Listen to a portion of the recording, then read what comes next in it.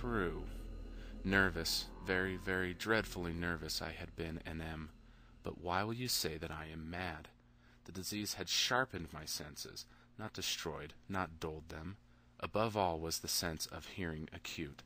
I heard all things in the heavens and in the earth. I heard many things in hell.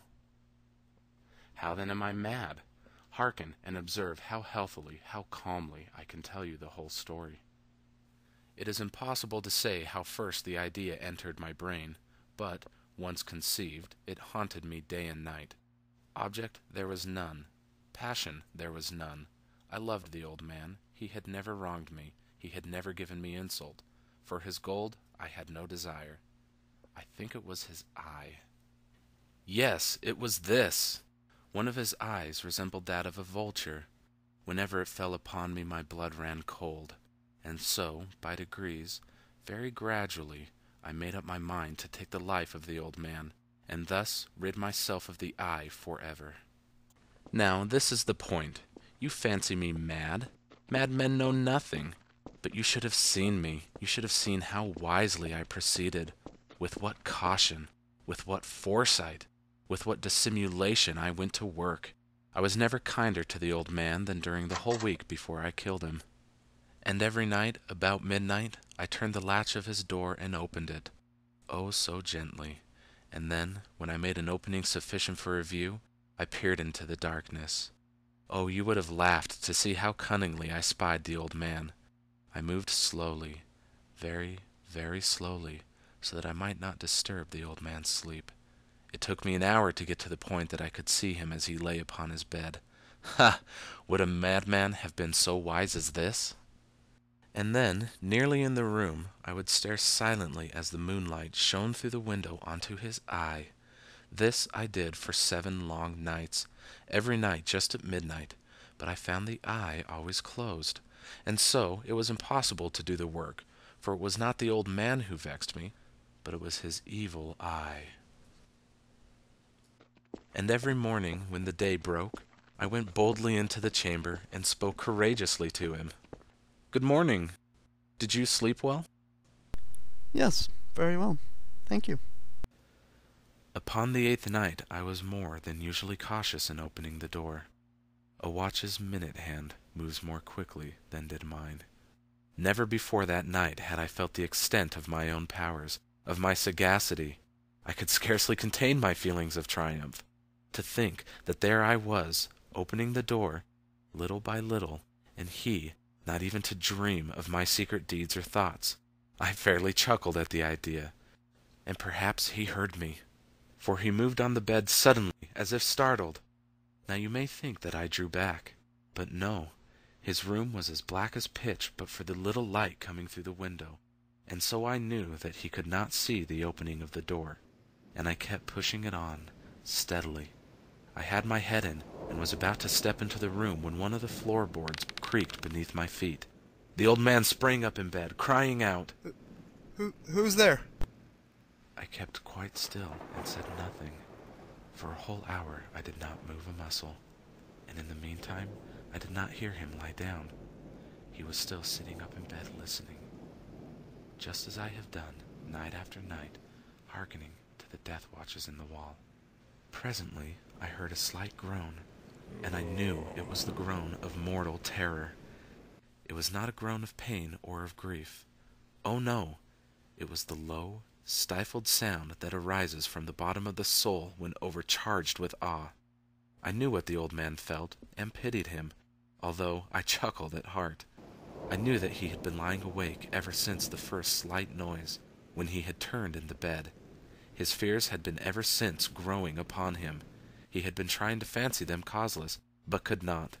He had been saying to himself, It's nothing but the house settling, or the wind. Perhaps it's a mouse crossing the floor. Yes, he had been trying to comfort himself with these suppositions, but he had found all in vain, because death, in approaching him, had stalked with his black shadow before him and enveloped the victim. It was the mournful influence of the unperceived shadow that caused him to feel, although he neither saw nor heard, to feel my presence within the room.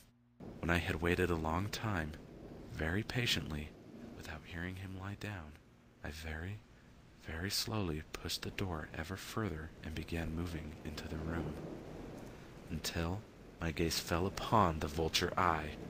It was open, wide, wide open, and I grew furious as I gazed upon it.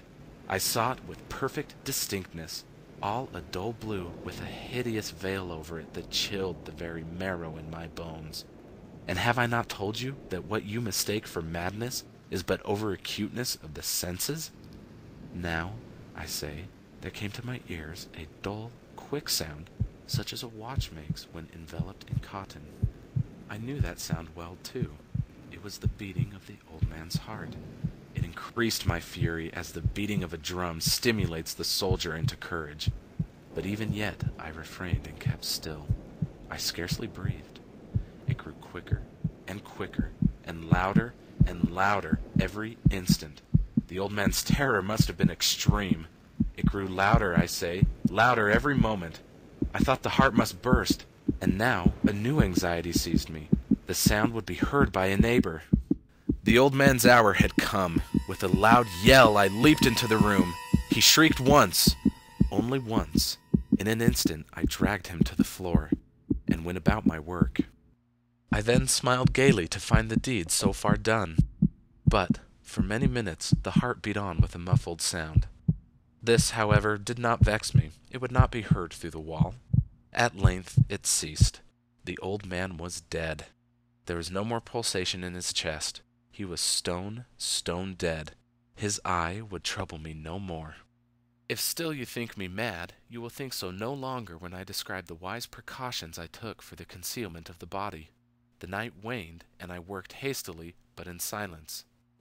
First, I dismembered the corpse.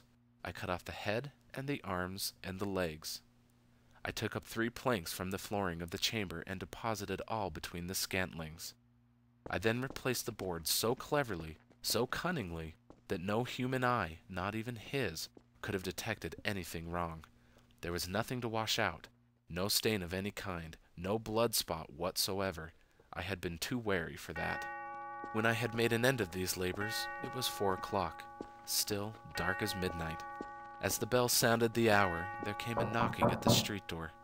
I went down to open it with a light heart, for what had I now to fear?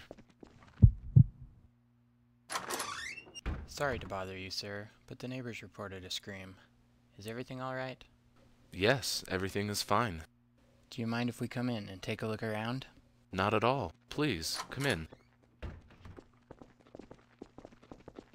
The shriek was my own in a dream.